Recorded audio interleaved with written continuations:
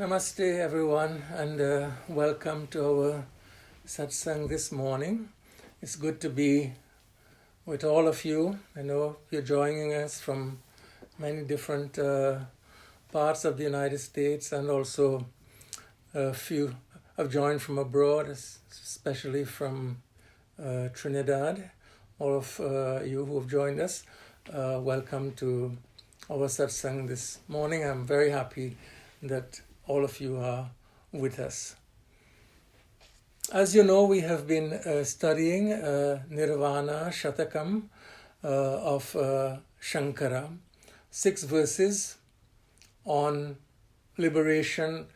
As I said, it's also called Atma Shatkam, 6 verses, Shata, means 6 verses on nature of the Atman or the self.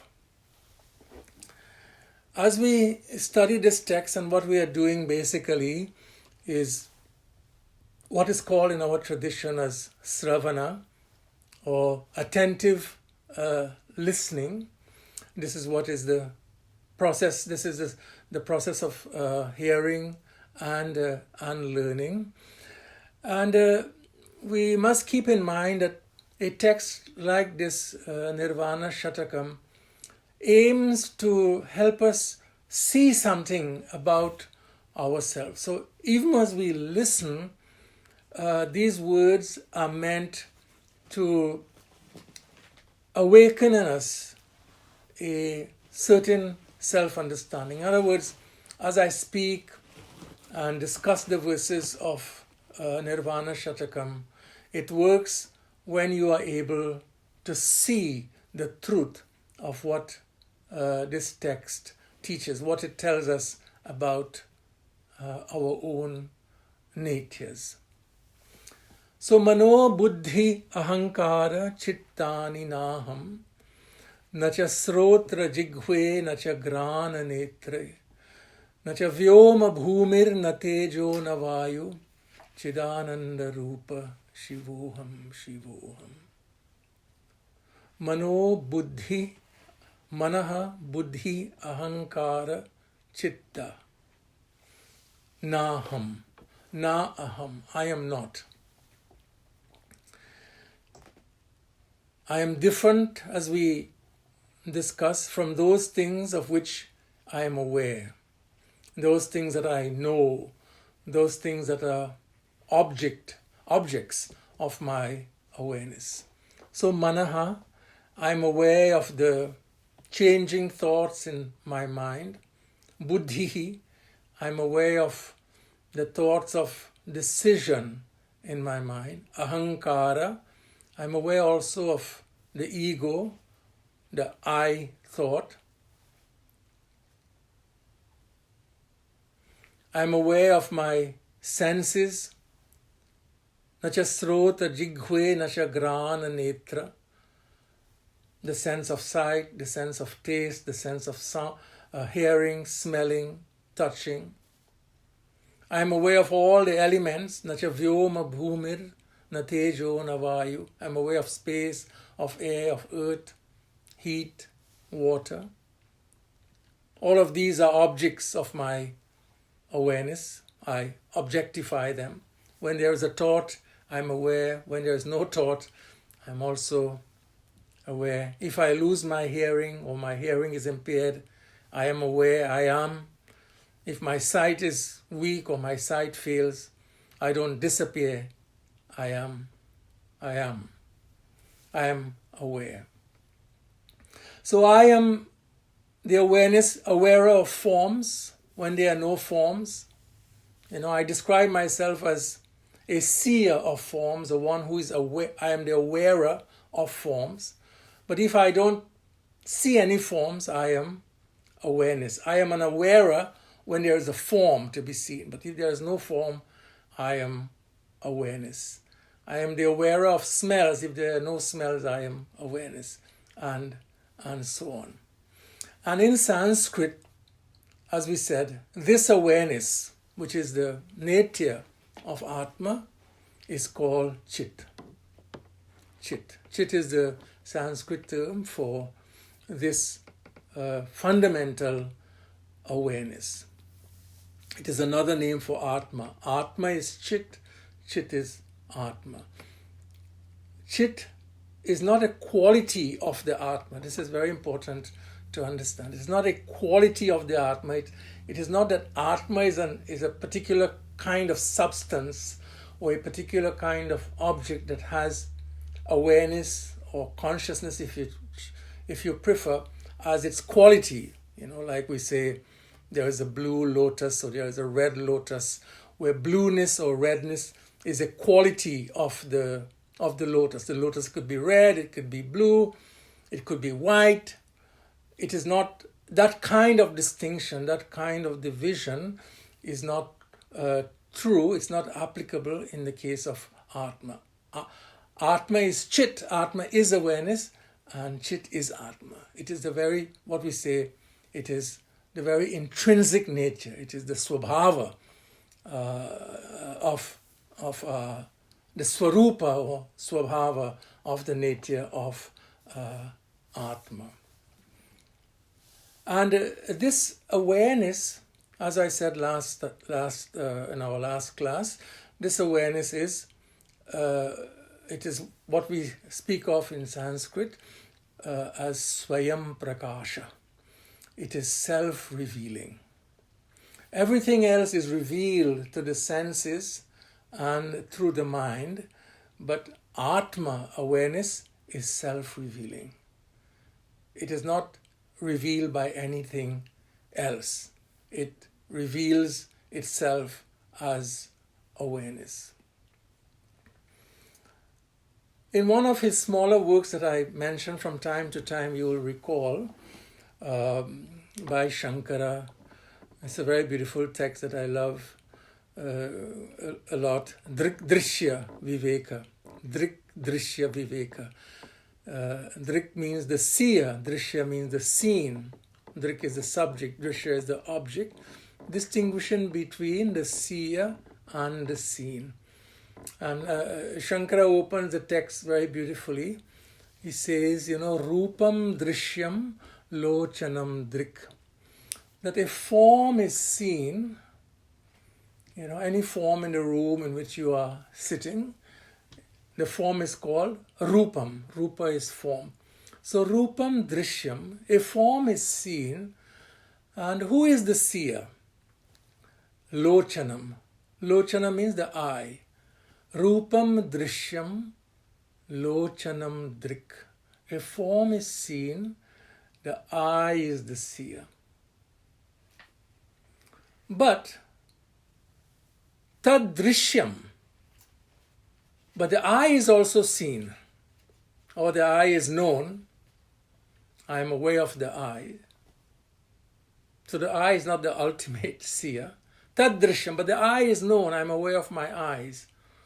As I said, if there is a defect in my sight, I am aware of it. So tad drishyam, tad lochanam drishyam, that eye is seen. And who sees the eye? What is it that sees the eye? He says, driktu manasam. So the seer of the eye is the mind, manasam. With a thought, mind here means a thought. With a thought, I can think of my mind. I can think if my sight is good or my sight is not good, if it's blurry or it's clear. So manasam is the drik for the eye. Tad drishyam driktu manasam. Drishya dhi vrittaya. But, he says, the vrittis or the thoughts in the mind are drishya. They are also known. They are also seen. So the form is seen, the eye is the seer. The eye is seen, the mind is the seer. The movements of the mind or the vrittis of the mind, the thoughts in the mind are seen. Drishya, dhi vrittaya, the vrittis are seen. Who is the seer? Who sees the mind? Who is aware of the movements of the mind? And there he says, Sakshi. Sakshi driggeva. Atma is also called Sakshi. It's a beautiful word. The seer of the mind, the witness, Sakshi literally means witness. The one who witnesses the mind is called Sakshi. Sakshi Drigeva. The seer of the mind is the Sakshi, is Atma. Atma as Chit. And who sees the Atma? Mind, I sees form, mind sees I, Atma sees mind. Who sees Atma? He says, Sakshi eva, Sakshi Drigeva, natu drishyate. Natu drishyate. It is never seen by anything else. Natu drishyate. It never becomes an object. Sakshi eva. It's always the seer. Natu drishyate. Never the seen. Always the seer, but never an object of another seer. There is no other light that illumines the light that is Atman. So this is what we mean by saying it is Swayam Prakasha. Prakasha means light. Swayam, it is its own light. It is self-revealed. It discloses it itself. Bhagavad Gita says, Jyotisham apitad jyoti. Jyotisham apitad jyoti, chapter 13. It is the light of all lights. Jyotisham apitad jyoti. It does not rise, Eshana udeti, na astameti, does not set, na vriddhi, does not increase, na yati shayam, does not decrease, swayam vibhati, shining of its own self, vinasadhanam, without any aid, without any help, vinasadhanam. It shines, anyati bhasayit, it illumines everything else. There is no other light. Now, mano buddhi hankar chittani naham, nacha srotra jigve, nacha grana netre, nacha vyoma bhumir natejo navayu, chidananda rupa shivoham shivoham. So the first three lines, naham says what I am not, and then one line, chidananda rupa shivoham shivoham. So we have spoken about this word chit, awareness. But now Shankara says chidananda. So he makes a compound, Sanskrit compound between chit and ananda. And then what happens is when you have this compound, there's a rule, the ta becomes da. So you get chidananda. Chidananda rupa. So chit plus ananda gives you chidananda. So he adds another important word there, ananda, to chit. So why ananda? What does that add to our understanding of the nature of Atma that we have now learned is awareness? What does the word ananda add to chit? So ananda is usually translated as happiness or as joy. And this is not wrong, but in relation to Atma, Ananda really means, and this is another beautiful Sanskrit word, Purnam. Purnam. You know, we have that beautiful mantra, Purnamadav Purnamidam. Purna. Purna means full, whole, complete, free from all limits. And this is what Ananda means. Freedom from all limits. Purna. Full, complete, without lack. And so in the Upanishads, there are three kinds of limits that are spoken about. One is the limit of time. So if an object comes into being, is born on a specific day or is created on a specific day, exists for a certain duration and comes to a certain end at another day or another point in time, we say it is limited by time, kala. Kala paricheda. It suffers from the limit of time because it is born, it has a birth date, and it has a day of its death. That's time limitation. And then the second kind of limitation is desha. Desha paricheda. The limitation of place or the limitation of space is called desha. And this means that an object is limited by space when it occupies one point of space and is not present elsewhere. It is here, it is not there. It is there, it is not here. It suffers from the limitation of desha or space. So kala and desha. The third I will explain a little more in our discussion today is called vastu.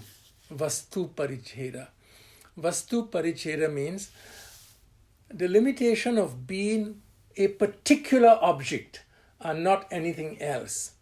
So, an apple is an apple. It is not a watermelon. It is not a pear.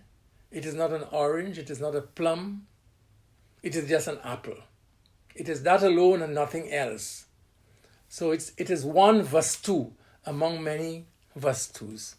And that is considered to be a limitation, being one thing and not everything else, or being one thing and nothing else. So Atma is free. This awareness, which is the intrinsic nature of Atma, is free from the limits of Kala, Desha, Vastu.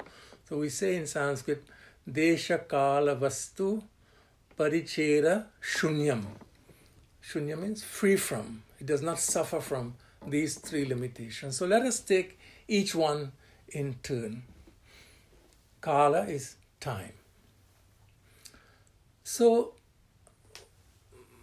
very briefly, a very simple level, time is the measurement of change. If there is no change in anything, then there is no time, and vice versa. So time, we may understand time as a measurement of change or measurement of different states in particular objects.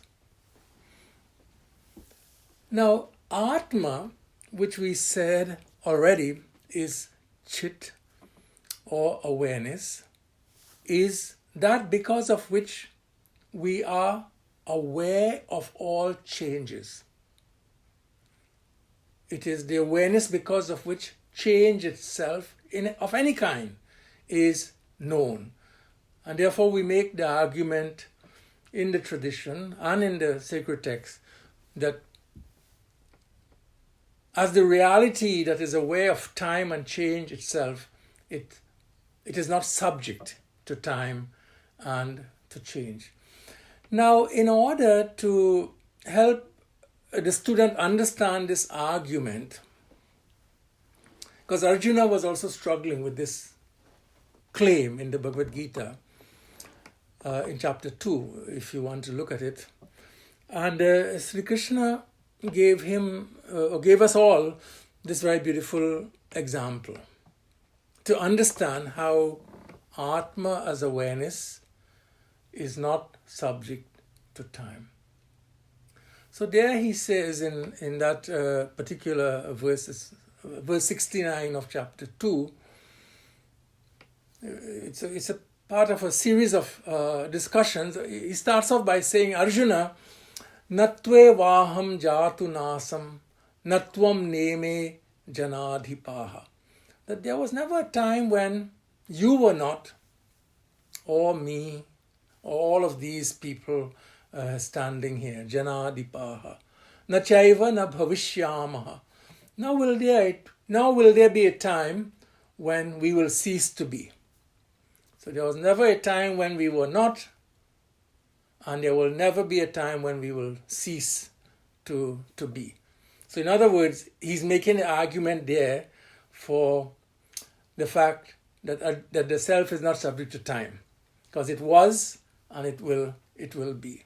So Arjuna obviously looked puzzled, and then this is where he gives him this example. Dehinosmin yatha dehe kaumaram yauvanam jara tatha dehantara praptihi dhiras tatra na muhyati. So he says, Arjuna, think of it in this way. Try to understand this point. Dehino, so dehina, he used the word dehi. Deha, in Sanskrit, deha means body. So the one in the body is called a dehi. He's using the word dehi here for Atma. Dehinaha asmin yatha dehe. So Arjuna, do you remember when you were a child? Kaumaram. Do you remember the stage of childhood? Are you aware of, those times when you played as a child? In the dust, you played with your friends, you went to school, and at that time your body was a childhood body. Do you remember? Yes, of course. I have some memories of my childhood body when I was 8 years old or 10 years old in elementary school. I am aware of what my body was like at that time. And is that the same body that you have now? No. Kaumaram gives way to Yauvanam, the youthful body. And are you aware of that youthful body? Yes, I'm aware of that youthful body, much stronger and much faster than my childhood body. But I am aware I have memories of my youthful body when I was 18 or 19, early 20s. Do you remember? Yes, I remember. So the childhood body gives way, changes, becomes a youthful body. And then the youthful body grows into the mature body, and eventually into an older body, Jara. And Arjuna, do you remember all of these bodies? Yes, I remember, I recall. And so in the childhood body, I am. In the youthful body, I am. In the mature body, I am. In the body in old age, I am. Bodies keep changing at different stages in life. The body is subject to growth, to change. But what is constant is the awareness. I am aware of my body in childhood. I'm aware of my body in youth. I'm aware of my body in its mature state and in old age.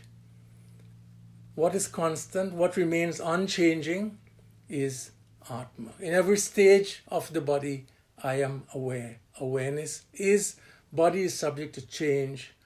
Awareness is not. It is constant. And he adds, which we will not discuss today, Tatha dehantara prapti dhiras tatra namuhyati. Says in the same way, when this body passes, you will be aware of a new body. Dhiras tatra namuhyati. So, Atman is the awareness that makes all bodily changes known. Right? The body is subject to time. We measure the changes, but I am aware. Another important argument that is given in the Upanishads to help us understand the fact that Atma is not subject to time, it's a very elaborate discussion. Mandukya Upanishad, this is a subject matter of Mandukya Upanishad in essence.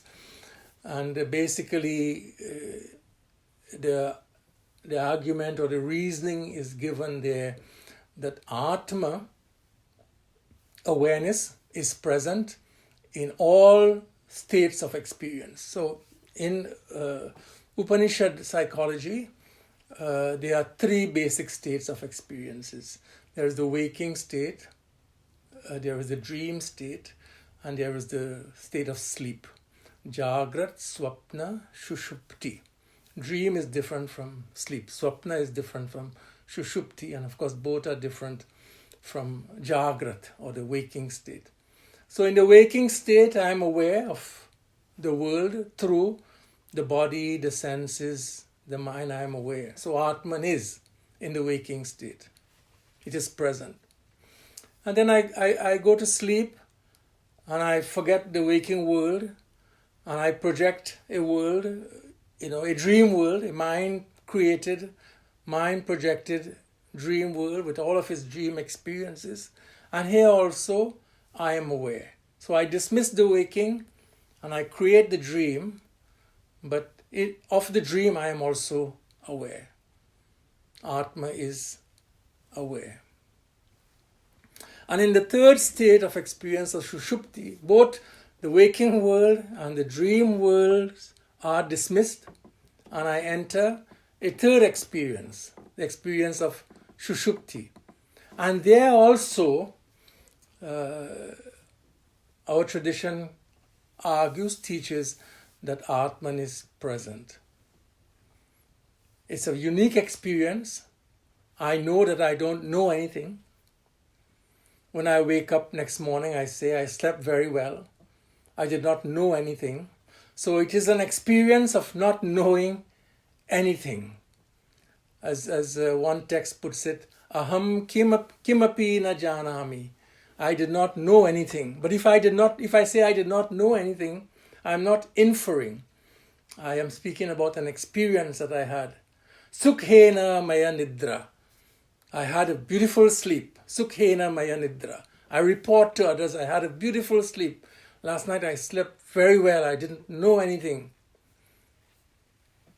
So it's a unique experience, but again, the experience is possible because awareness is present. I'm aware there. So the only thing that is present, consistent in all three states of experience, waking, dream, and deep sleep, is awareness. I am aware.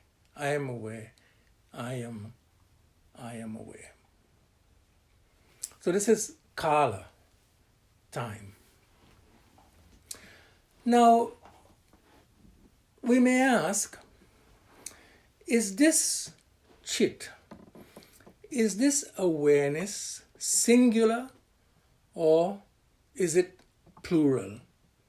In other words, is there one awareness or are there many? The word itself doesn't have any plural, but we can ask the question, is awareness singular or is it plural? In other words, let's take one body, you or I, and the question I'm asking is there an eye awareness, an air awareness, a touch awareness, a taste awareness, a sight awareness, different from each other? So with reference to one physical body, do we have 5 different forms of awareness? Is there an awareness that is unique to each of the 5 senses? Seeing, hearing, touching, tasting, smelling. Of course, if you think about it, it's not difficult to appreciate that the awareness is not different. The instruments differ, the sense organ differ, and therefore the experience through it differs, but the fundamental awareness is the same. In other words, when I hear something, it is not different from the person who sees. I see, I hear, I touch, I taste, I feel. I don't think I am a different being when I see, and I distinguish that the seer self from the hearer self, the taster self, the toucher self, the smeller self. In a very beautiful stotram called Dakshinamurti Stotram, again, attributed to Shankara, he gives a very beautiful example to understand that. In one of the verses he says, Nana chidra gato dharastiti maha deepa prabha bhaswaram jnanam yasya tu chakshuradhikarana dwara bahi spandate. So, Nana chidra gata. Gata means clay pot is called gata. Nana chidra. A clay pot with many apertures, 5 holes. Sometimes we have lamps like that, with 5 apertures, 5 holes in a clay pot. So in this clay pot with 5 holes or 5 openings, there is one light that is placed inside. We put a lamp in it and place it in a dark room. Nana chidra gato dharastite maha deepa prabha bhaswaram. What happens? So when we enter into this dark room, we see the light radiating through the 5 openings, through the 5 apertures of the clay pot. So if I don't understand, I would say that, there are 5 rays of light emanating from this clay pot, but that would not be correct. The rays of light seem to be 5 because there are 5 apertures, but the source is one. There is one light source which radiates and expresses itself through the 5 openings in that pot. Similarly, awareness, Atma, is one. It expresses itself. It radiates light through the 5 senses, illumining different objects. Through the eyes, it illumines forms. Through the ears, it illumines sounds. And through the skin, touch. And through the tongue, taste. And through the nostrils, smell. So the senses and the sense objects are many, but awareness is one and the same.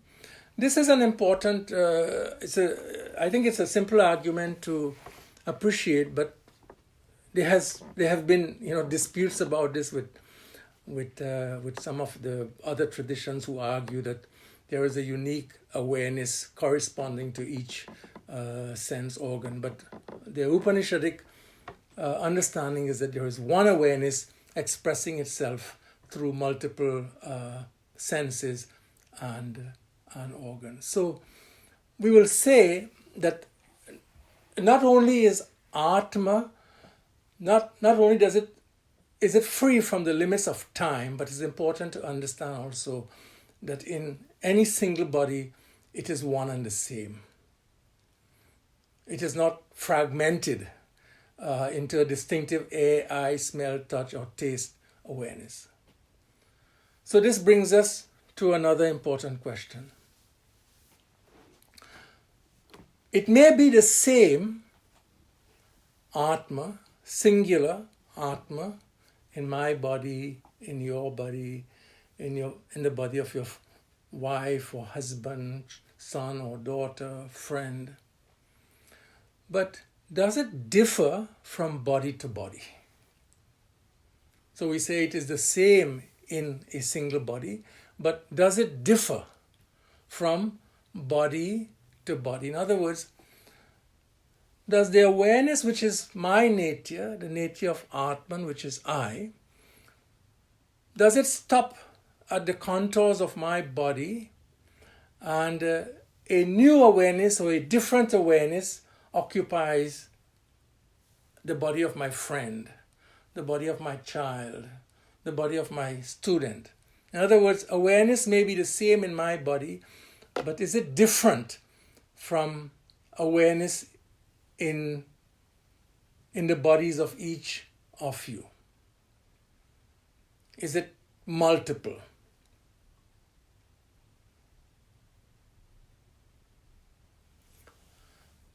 Clearly, in this particular composition, Nirvana Shatkam, the last line, Chidananda Rupa Shivoham Shivoham, it is obvious that Shankara is teaching that this Chidananda is the nature of everyone. Chidananda Rupa is a statement that applies to everyone.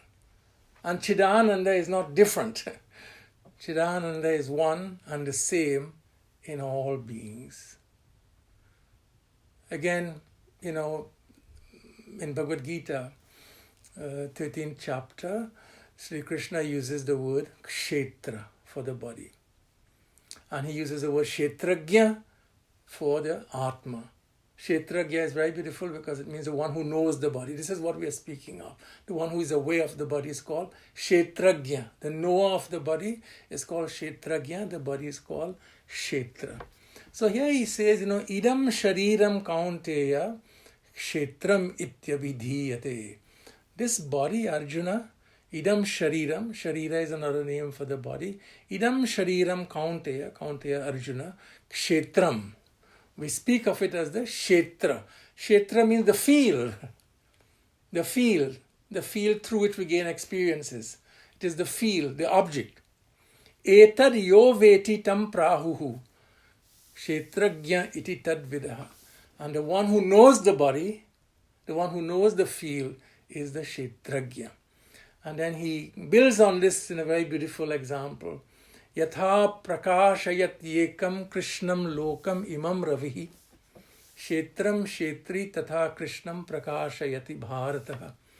Arjuna, just as yatha prakashayat yekam krishnam lokam imam ravihi, just as this one sun, ravihi, ekam ravihi, one sun, lights up our whole solar system. Yatha prakashayat ekaha krishnam lokam imam ravihi. Just as one light source, one sun lights up the whole of our solar system. Kshetram kshetri tata krishnam prakashayati bharataha.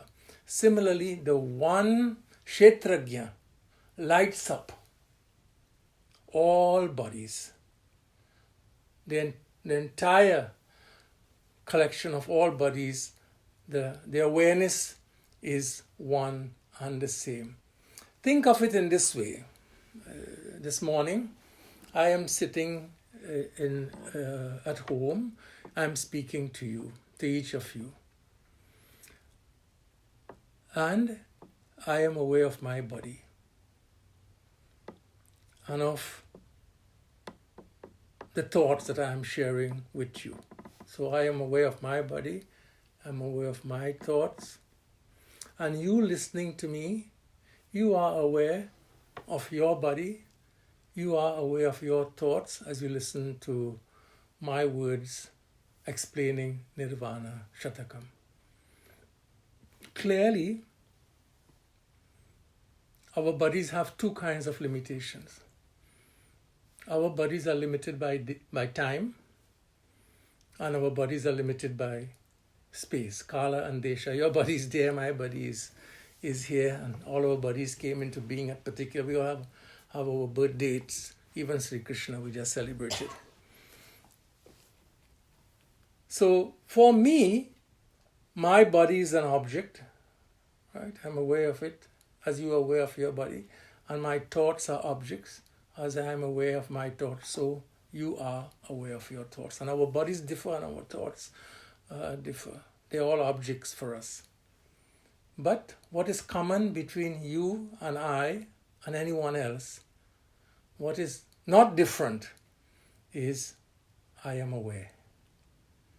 Awareness. The awareness because of which you are aware of your body and your thoughts is the awareness because of which I am aware of my body and my thoughts. Kshetras differ, Kshetragya is one. We don't have the same thoughts, we don't have the same bodies, but we share. The awareness is singular. It is one and the same. Interestingly, if we look at Nirvana Shatkam, we differ in what we are not. Mano buddhi hankar chittani naham. You have different memories, you have different thoughts, Chidananda Rupa Shivoham Shivoham. But in what we are, Chidananda, we are not different. We are not two. There is one. So in Bhagavad Gita, this Krishna says, Aham Atma Gudakesha Sarva Bhuta Shayastita. I am the self in all. I am the one. So this awareness is not limited by time, and therefore it is indestructible. You can't miss this. A sacred text. This is what we chant. This is what we recite. In Bhagavad Gita, another text, it is not born, na jayate, mriyate, va kadachita. It is not born, it does not die. Fire doesn't burn it, water doesn't drown it, swords cannot sever it. It is not limited by time, and as the self of all, it is not limited by space. The Sarva Bhutastamatmanam, Sarva Bhutani Chatmani, Sarva Bhutastamatmanam, that which is the self of all. It is not limited by space, Sarvagataha. It is all pervasive. And so this condition of being free from limitations of every kind, Purnam is called Ananda. It doesn't mean that I am without limits. My mind is limited, my body is limited, and I should acknowledge and I should own those limits. We should own our limits also, but when we speak of ourselves from the perspective of Atma, then Atma is Purna. It is free from all limits. And some Chidananda also becomes Sachidananda. So at this point, there is an important question again. And this question brings me eventually to transit to explaining. So I've explained Chid, I'm explaining Ananda, and then Shiva. Shiva Aham or Shivoham. So what we have taught so far is that Atman is Chit, Atman is awareness, never an object. It is that because of which we know the body, the senses, the mind. It is the ultimate, it is the Param Jyoti, the ultimate light, because of which everything is known. It is free from the limits of time and change, Kala. It is identical in everyone and in everything. It is free from the limits of space, Desha, Kala. And you remember when I started, I said there were three kinds of limitations. There is time limitation, Kala. There is Desha limitation, space. And the third limitation that I spoke about is Vastu.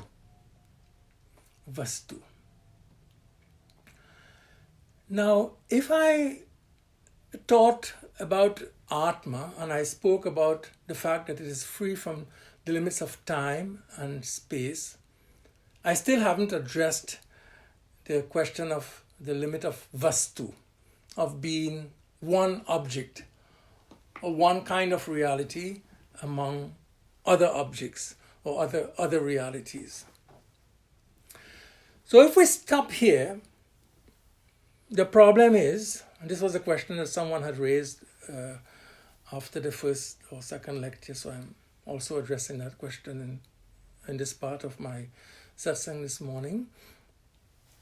If the teaching stops here, we will end up with a dualism, with two at least. There is Atma, which is awareness, free from the limits of time and space, and there is, in Sanskrit we'll say, Anatma, that which is not Atma, the body, the mind, the senses, the elements, etc. So we have, in other words, if we stop here, we end up with a dualism.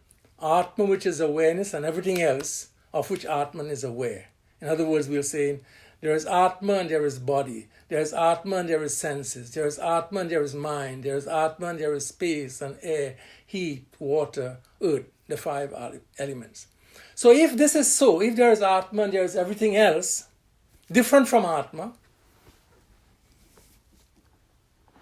there are other vastus, objects other than Atma, then Atma can't be limitless, since there is something other than Atma. Atma ceases to be Purnam, without limits, because there are realities other than Atma. So then the teaching becomes not Advaita, but Dvaita. So how do we understand then? So be very attentive. We started off by separating. This is in the first two lectures, and in this lecture also, we started off by separating Atma from what it is not.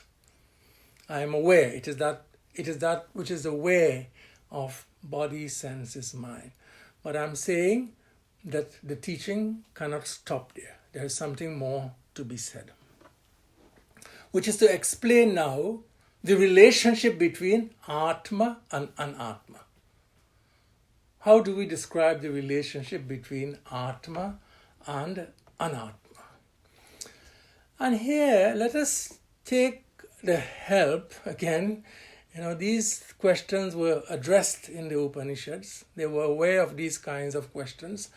And even as we saw, earlier in our satsang, I gave you an example from Bhagavad Gita where Krishna tried to help Arjuna to understand the freedom of the Atma from change by speaking about the body in its different phases. There is another very good example given in Chandogya Upanishad to explain the relationship between Atma and Anatma. So there the teacher is Aruni, and so he's teaching his son Shvetaketu in Chandogya Upanishad. And there he says, Yatha Saumya. So my son, Yatha, just as Yathaikena mritpindena sarvam mritmayam vigyatam syad vacharambhanam vikaro namadheyam mritikeyeva satyam. So to help his son understand the relationship between Atman and Anatma, Atma and what is not Atma, he says, here is the analogy, here is the example. I'm giving you the example of clay and clay objects. And he gives him a series of examples. Then he talks about gold and gold ornaments. But a very, very important example. So first the example, and then we could try to connect the example with Atma, Anatma. So let us stick with one of his examples, clay and objects made out of clay. Mritti Pindena. Clay and clay objects. So we have clay, and out of clay we make objects of various kinds. We make clay pots. Now, how do we describe the relationship between clay, a lump of clay or mass of clay, and a clay pot? If I say the clay and the clay pot are two different objects, two separate objects, I don't think that would be accurate. Something would be missing. What is missing is that the clay pot does not exist separately from the clay. It has no independent existence from clay. It is nothing but clay. So to say that clay and clay pot are two would not be accurate. It will not be helpful. It's not an accurate description of the relationship. They are not Dvaita. They are not different, absolutely different, so that we could say they are two. Right? Because as I said, the clay pot has no independent existence. It is dependent on clay. If you break it, if you examine it, you break it. It is nothing but clay. It comes from clay. It is sustained by clay. It returns to clay. If they are not two, if it is wrong to say that they are not two, is it proper, is it right? Then we go to the other extreme and we say that they are one. In other words, it's clay only. There is no clay pot. Only clay is. It's one. That also will not be quite correct. That also will not be quite accurate. Because we have something in front of us, right? And I can give you a cup of water to drink. I can't give you a cup of water to drink in a non-existent clay pot. Right? So we call it a clay pot. We add something, pot. Right? We give it a name, it has a form, and we give it a name, and it is functional. I can store water in it. I can give you a clay cup of water. I can drink tea or chai in it. So it has many practical and functional applications. So it is, to say it's two, it's not quite correct. To say it's one and the clay pot does not exist is also not quite accurate. So we have this very beautiful expression. To describe the relationship, we say not two. And in Sanskrit, not two is advaita. Means not, dvaita means two. We say it's not two, which is different from saying it is two or it is one. It is not two. Advaita. This is why we use the word advaita. To describe this particular kind of relationship between Atma and Atma. It is not two, it is advaita. It is not one or two. But we have to unpack this a little bit further.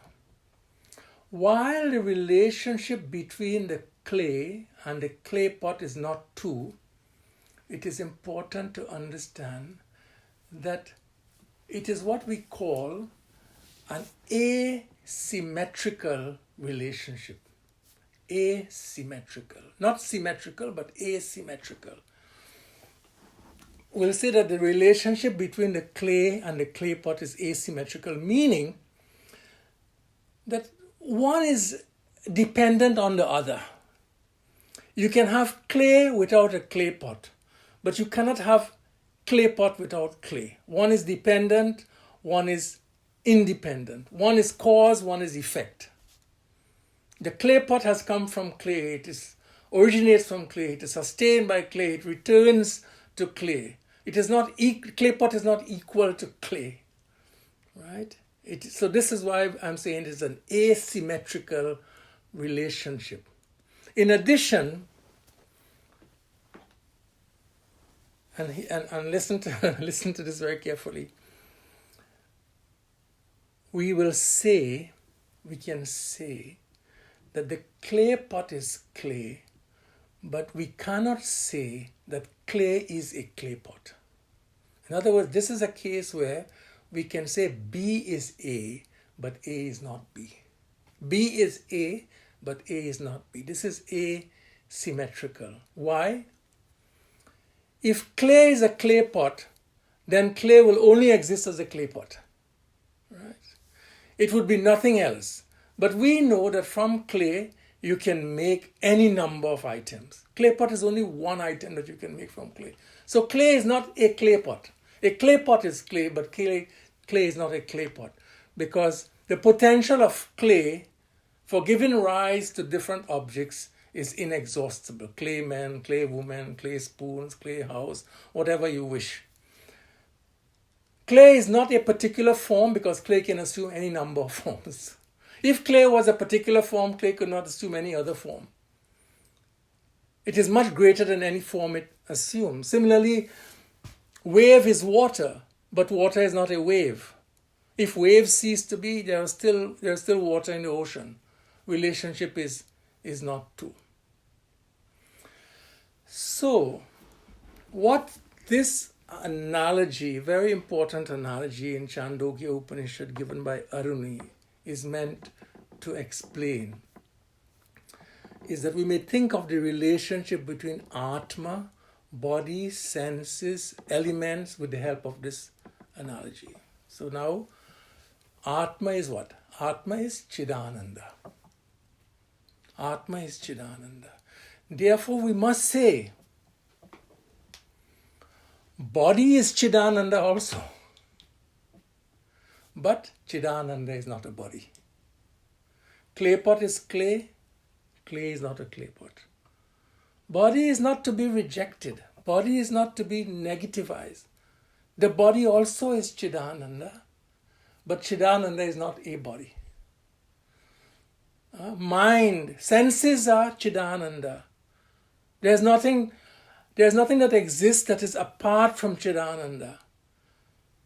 The senses are Chidananda. The mind is Chidananda. The elements are Chidananda. The universe is Chidananda. But Chidananda is not a mind, a body, a sense, universe. Because Chidananda is that from which all bodies have come, all minds, all senses. Nothing exists apart from Chidananda. So we say Chidananda is, the body is Chidananda, but Chidananda is not a body. If we say Chidananda is a body, we limit Chidananda. But we can't say the body is not Chidananda, because then we are saying there is something other than Chidananda. I hope you follow this. You're listening to it as Sravana. Now mananize that to think about it, to reflect about it. Chidananda is not a specific form, but all forms are Chidananda, and Chidananda is also more than all forms. It is not Chidananda plus something else, but the one Chidananda as all forms. Chidananda is the sun. The sun is Chidananda, Chidananda is not his sun. The moon is Chidananda, Chidananda is not a moon. So again, coming back to Bhagavad Gita, Sri Krishna describes Chidananda, Sarvataf Pani Padam Tat. All feet are Chidananda's feet. All hands are Chidananda's hands. Sarvato Shishiro Mukham, all heads are Chidananda's heads. All mouths are Chidananda's mouths. From Chidananda, everything comes. By Chidananda, everything is sustained. To Chidananda, everything returns. Everything is Chidananda. The world is Chidananda. Chidananda is not the world. This asymmetrical relationship is what the word Advaita describes. So when we say, or when we, if someone asks, do you end up in dualism then between Atma and Anatma? We say no. We say no. We describe the relationship as Advaita, not two. Advaita. So Chidananda Rupa Shivoham Shivoham. Chidananda Rupa Shivoham Shivoham. You can also understand that in Chidananda is also the word Sat. So in this analogy used by Aruni, when he explains the relationship between the clay and the clay pot, he says, and understand, my son, that clay is the truth. Clay is Sat. Clay is Sat because clay is that from which the clay pot has come, by which the clay pot is sustained, and which the clay pot, to which the clay pot returns. The form will change, but the Sat, the Satya of the clay pot is clay. So the Satya of everything is Chidananda. So the word Sat is implied in Chid and Ananda. Chidananda Rupa Shivoham Shivoham. But there was one other word. So the last line of the first verse is this beautiful exposition, this beautiful unfolding of the nature of Atma as Chidananda. But then Shankara says, Shivoham Shivoham. Chidananda Rupa Shivoham Shivoham. So now we must also explain why he made the step of adding Shivoham, Shivoham. Chidananda Rupa, Shiva Aham, Shivoham, Shivoham. And this would bring us into the subject matter of speaking about Ishvara. Who is Ishvara, and what is the significance of Ishvara in relation to all that we have discussed here about the nature of Atma. But I will stop here today.